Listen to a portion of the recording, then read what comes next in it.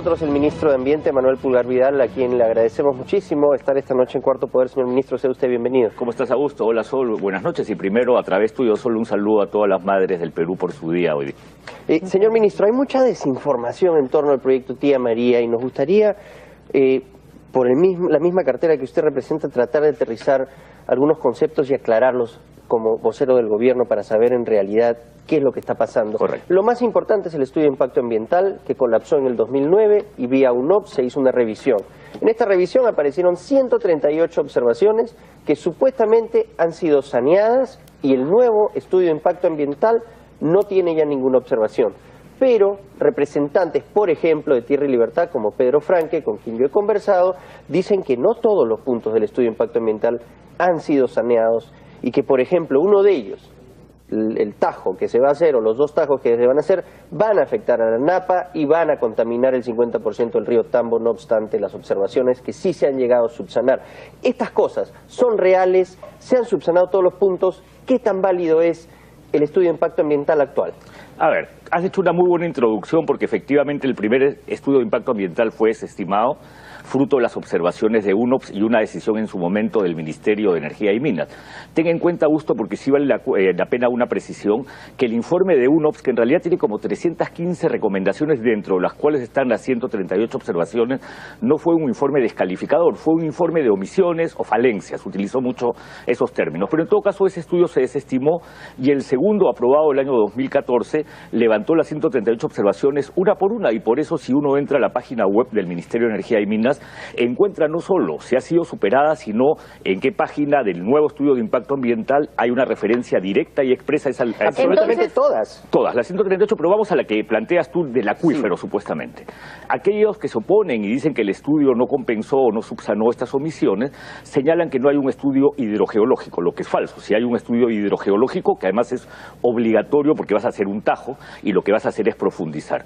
Y lo que el estudio hidrogeológico muestra es que el acuífero del valle es un acuífero distinto al del Tajo cuando una vez que profundices a lo largo del tiempo, porque los tajos se van profundizando a lo largo del tiempo, es decir, no hay conexión entre ellos. Por ello, no afectaría al río Tambo. No afectaría el río. Ten en cuenta, Augusto y Sol, que aquí estamos hablando de un proyecto minero cuya instalación minera más cercana, que es el yacimiento La Tapada, en relación al punto más cercano del valle, está a 2.5 kilómetros y la cota, es decir, la altitud, es de 300 metros de diferencia. Si tú miras un valle habitualmente es una quebrada, es la parte plana que está al costado del cauce del río y llega un momento que lo que hay es una montaña. Obviamente los valles no crecen a la montaña por una cuestión de gravedad, por una cuestión de inclinación. El agua no sube, ¿no? Digamos, ¿no? El agua no sube, por lo tanto estás hablando de cotas distintas, distancia de 2.5... Cotas son las alturas. Esas son, si cotas son las alturas, distancia y diferencia de acuíferos. Entonces no hay un nivel de afectación de lo que puede constituir la parte más profunda de lo que se llama el yacimiento La Tapada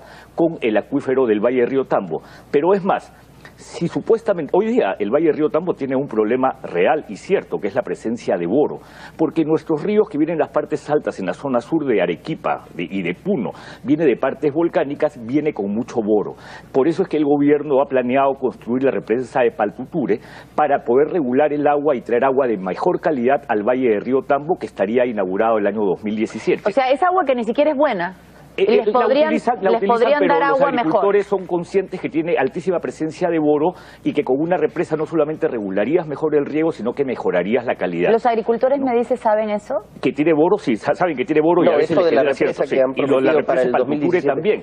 Es más, dentro de la cantidad de mentiras que se dan y malinforman en el valle, se dice, se está construyendo la represa de Paltuture para darle agua a la mina. Pues absolutamente falso. Ahora, la mina va a desalinizar agua. Usted, yo lo escucho y le voy a confesar que yo le creo. Muchas gracias, Sol. Pero no puedo dejar de preguntarme por qué los pobladores no le creen nada. ¿Y por qué le creen todo a los dirigentes antimineros? Excelente pregunta. Hay tres razones de fondo. La primera, de hecho, la relación de Valle de Tambo con la empresa Sauder histórica no fue una buena relación. No, pero yo no le tengo por qué creer. Yo no estoy hablando de la minera. Yo estoy diciendo, yo ahora me pongo pobladora, ciudadana. Yo lo escucho a usted y digo, gobierno, bueno, este señor representante me está diciendo cosas razonables, yo le creo. Yo pobladora Si estuviera en Islay, probablemente no le creería y le creería a los antimineros. Y le pregunto, ¿por qué? ¿Por qué allí toda la gente le cree al otro y no al Estado? Porque la relación de desconfianza histórica con la empresa es una relación que lleva de ex ante a una negación de la posibilidad que esa empresa, que tuvo una mala relación en el Valle de Tambo, ahora se instale cerca a ellos. Pero no se descuidó el gobierno, señor ministro, no pudieron hacer más con las alertas de Conga, no era ese el momento. Si sabían que en el 2009 habían habido estos problemas tan graves con Tía María, de empezar a trabajar, o sea, no me quiere decir que un puñado de activistas antimineros pueden tener más influencia en torno a un proyecto tan importante que el país y sus ministerios. ¿No te imaginas la cantidad de cosas que las distintas oficinas de diálogo o de conflictos, de acuerdo al nombre de cada ministerio, hacen comunicando en cada región? Lo que pasa es que hay ciertos casos emblemáticos. Conga, Tía María, sabemos que hay una intencionalidad para ir contra las Bambas, eso es clarísimo, incluso por un corredor de un frente antiminero que tiene que ver con Cotabambas, Chumbivilcas y Espinar, que se está constituyendo ya. Sabemos que el día 21 de mayo va a haber un nuevo frente de protesta que se va a llamar Majes Iguas 2 no va, que es de la gente de Espinar que no quiere soltar el agua para que Majes Iguas 2 se desarrolle en Arequipa. Y todo eso, Augusto, tiene una continua y constante presencia de funcionarios del Estado informando. Hay que tener en cuenta una cosa, y yo creo que Tía María es un punto de quiebre, y no por la empresa, porque el gobierno no defiende empresas, sino porque aquí se está discutiendo una visión de desarrollo. La gente de Tierra y Libertad, y hay que decirlo con mucha claridad, no quiere actividad minera, porque ellos tienen una teoría que se llama transiciones al post-extractivismo, que te dicen que un país como el Perú tiene que tener muy pocas minas, solo aquellas que sean necesarias para desarrollar nuestra propia industria, y te lo ponen en planes de gobierno y te lo ponen en... No, y lo dicen en la radio. Y lo dicen en la radio. Entonces lo que estás discutiendo acá es un grupo que lidera, porque Marco Arana lidera definitivamente al grupo, y lo que te están diciendo es, hay minas que yo no deseo, y definitivamente en función a mucha desinformación, porque la cantidad de desinformación es impresionante. No van a utilizar agua de mar. Perfecto, pero entonces, nuevamente la pregunta, ¿cómo puede un puñado de antimineros tener más influencia que el Estado? Algo no están haciendo bien. O algo hacen ellos demasiado bien. No creo. Definitivamente hay que insistir con el diálogo y con la información, en eso estoy absolutamente de acuerdo. Pero en este caso específico, Augusto, tú lo has visto. Parece como si hubieran abandonado. Nosotros hemos ido 3 o 4 veces, ministros, ha ido el Premier. ¿Cómo puedes intentar dialogar si su dirigente llega, mira de costado a la presidenta del gobierno regional y dice me voy? Y se para y se va, segunda, y se para y se va. Y lo que queda demostrado es que ese dirigente que tuvo ese atrevimiento de decir no me siento, entrar y decir no me siento, resulta que es un corrupto, porque está en estos audios clarísimamente demostrado que es él, el que además menciona al alcalde de Valdivia y también al jefe, al presidente de la Junta de Usuarios de Punta de Bombón, que están metidos en un acto de corrupción que se llama clarísimamente extorsión. Pero la otra pregunta que uno se hace es, ¿por qué se les deja tener esta influencia? Y vamos a que, por ejemplo, esta persona a la que se dice que es la protagonista del audio, tiene una condena. Tiene una condena suspendida. Lo que se pregunta uno es, ¿por qué tiene una condena suspendida? Nosotros hemos visto casos de gente que ha cometido delitos menores que este, que va presa. Mira, Sol, ¿por qué estos señores siguen dando vueltas por el país? También podría ser una pregunta a ti. Muchas de estas autoridades, el alcalde de Deán Valdivia, el alcalde provincial de Islay, son gente que estuvo ya en las protestas del 2009 y ganaron elecciones. De hecho, en las elecciones políticas, especialmente de gobiernos regionales y locales, donde no hay partidos políticos, los caudillismos, fruto de sensibilidades, de reclamos, de negativas o de ciertas situaciones, lleva a que muchas propuestas que están en contra de actividades mineras ganen. Y esto tiene que ver mucho, Sol, con el tema de representación política y bueno, pero así ganó el presidente están ganando caudillos que tienen un discurso. El alcalde de Deán Valdivia era justamente en el que la protesta del 2009 lideró esta protesta. Muchos pensaban que, bueno, con la información que se había no iba a ganar. Es el alcalde porque ganó por elección popular. ¿Por qué personas que han estado involucradas en protestas donde se han cometido delitos? Delitos porque la toma de carreteras es un delito, porque lanzarle piedras a las autoridades es un delito, porque mover a la población para cometer este tipo de actos es un delito. ¿Por qué? La pregunta, se la repito, ¿por qué no están presos? Porque, y en eso mucha gente dice, la protesta se ha criminalizado. Es falso. Lo que debe ocurrir, Sol, es que la propuesta se judicialice. Pero lo que tenemos es un poder judicial, en especial un ministerio público que ha sido muy débil en aplicar la ley. Mira tú que al señor Jesús Cornejo de inmediato lo liberaron. Ahora, gracias a la gestión que ha hecho el ministro del Interior, que ha hablado con el fiscal de la Nación, se ha logrado que una junta de fiscales se traslade a Mollendo y desde Mollendo atiendan estos casos. Esperemos que esta semana se pueda identificar gente infiltrada, gente que es delincuente y que está en esta zona, y que la gente sea llevada al Poder Judicial y procesada. Tú no puedes solo efectivamente tener una policía, y es un tema que me vas a dejar tratar en un segundo, una policía que intenta hacer su trabajo, pero no pasa nada porque la impunidad que da el sistema judicial hace que esta gente quede libre. Quería hablar de la policía porque en estas protestas muchas veces intenta plantear a la policía como un enemigo de la sociedad. La policía no es un enemigo de la sociedad, la policía está para resguardar el orden público. Si un policía comete e incumple la norma de no utilizar armas letales y utilizar un perdigón de plomo si se diese el caso, debe ser severa y estrictamente sancionado.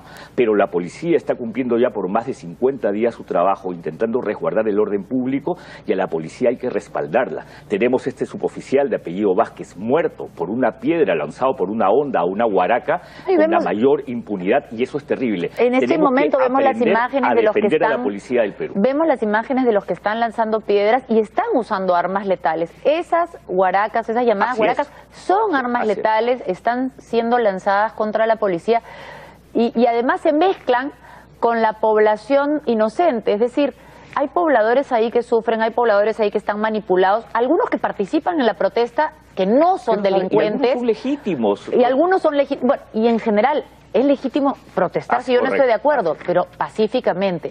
La pregunta iba por eso a esos que se pueden identificar en los videos como delincuentes. ¿Cuándo van a parar a esos?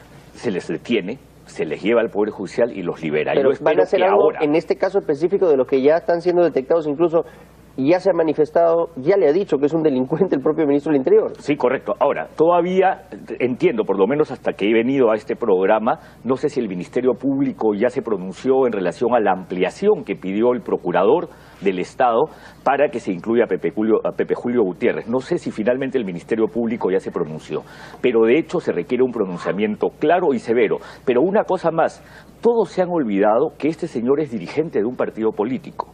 Y el deslinde que ha hecho el partido político es, por decirlo menos, muy débil. Si ustedes miran lo que Tierra y Libertad dice en relación a Pepe Julio Gutiérrez, es una suma de mezcla de argumentos para decir, bueno, que se investigue. Y un partido político que quiere ser serio, lo primero que tiene que hacer es apartarlo de sus filas, porque está clarísimo y todos coinciden que esta es su voz, y faltará definitivamente que el peritaje lo confirme, pero Tierra y Libertad tiene que hacer un claro deslinde, porque si no, está siendo parte de este acto. ¿Qué va a pasar ahora, señor ministro? ¿Va a haber un estado de emergencia, sí o no? Vemos que hay 1000 soldados ingresando a la zona para respaldar aún a la policía, lo cual es constitucionalmente vigente, siempre y cuando estén dando respaldo, al Ministerio del Interior, pero ¿se va a declarar el estado de emergencia? Y finalmente, ¿usted cree que va a ser viable, después de todo esto, el proyecto Tía María? Vamos a lo primero. Lo que va a cumplir la Fuerza Armada es efectivamente respaldo, es bueno que lo digas, y en especial va a garantizar que las vías no se tomen, que los puentes no se obstaculicen por manifestantes y los espacios públicos. No van a estar al frente del control social que le corresponde fundamentalmente a la policía, el control del orden público. Eso es lo primero. En relación al estado de emergencia, se evalúa cada día al interior del Poder Ejecutivo para determinar con exactitud si es necesario adoptarlo. Porque hay que tener en cuenta que un estado de emergencia significa tomar decisiones en relación a la suspensión de derechos constitucionales. Tú puedes optar por tan solo unos, o puedes optar por muchos, o incluso puedes optar por el toque de queda. Se está optando por esta vía del respaldo de las Fuerzas Armadas para dar seguridad. Que no es un estado de emergencia. Que no es un estado de emergencia, y lo otro corresponde directamente al presidente en coordinación con el Premier, pero se evalúa día a día. Pero yo quiero insistir para terminar en la última pregunta. Y quiero agregar, no solo la pregunta de si es viable, Tía María, a pesar de todo esto, sino si usted, como ministro del Ambiente, le puede garantizar a las personas que de llevarse a cabo este proyecto se va a proteger el medio ambiente y no se va a afectar los derechos de las personas que tienen actividades agrícolas cerca. Yo te lo digo sin evadir la pregunta. Con los órganos del Ministerio que implican supervisar, fiscalizar, sancionar, garantizo que una empresa formal que tiene una inversión como un proyecto Tía María va a cumplir las normas. Para eso justamente un ministerio como el Ambiente viene fortaleciéndose. Por eso un Ministerio del Ambiente pelea su aporte por regulación, porque es su financiamiento seguro. Por eso un Ministerio del Ambiente sanciona. A mí me parece bien que Cecilia Zuloeta haya puesto ahí lo que ocurre con OEFA. 14 sanciones ha dado en Perú por sus operaciones en el sur, lo que pone en evidencia que el Estado sanciona a quien infringe la ley. Y en ese sentido yo garantizo que el Ministerio del Ambiente lo va a hacer. Y a su vez, Sol, y esta es una última reflexión, el estudio de impacto ambiental, que mucho se cuestiona, que se vuelva a revisar, los estudios de impacto ambiental no son instrumentos exclusivos, únicos, excluyentes o inamovibles, porque hay un conjunto de otras herramientas que una empresa, como en este caso Southern, cuando quiere empezar Tía María, tiene que desarrollar. Uno de ellos, el plan de cierre de minas, que no puede ninguna empresa minera iniciar operaciones sin tener su plan de cierre de minas que tiene medidas de manejo complementarias que también se supervisa. Y el plan de cierre de minas incluso tiene una ventaja adicional al estudio de impacto ambiental. Tiene que garantizarse financieramente las actividades de cierre final y poscierre del proyecto. Entonces, hay un conjunto de otras herramientas de la gestión ambiental que ha venido fortaleciéndose a lo largo del tiempo que le permiten decir a un ministro, yo como ministro garantizo que un estudio o una actividad formal se va a desarrollar en el ámbito de la ley y al que infringe se le puede llegar incluso a cerrar operaciones. Entonces, para eso está el Ministerio del Ambiente, para eso está el Estado. Justamente lo que yo defiendo acá no es empresas, lo que yo defiendo es el rol del Estado, sus reglas, sus procedimientos y la idoneidad como lleva a cabo estos procedimientos. Porque todos dicen, ¿por qué no se revisa nuevamente el estudio? ¿Y cuántas veces? ¿Cuándo paramos la revisión de la revisión? Por eso le decía, garantía. Sí, gracias. Muchas gracias.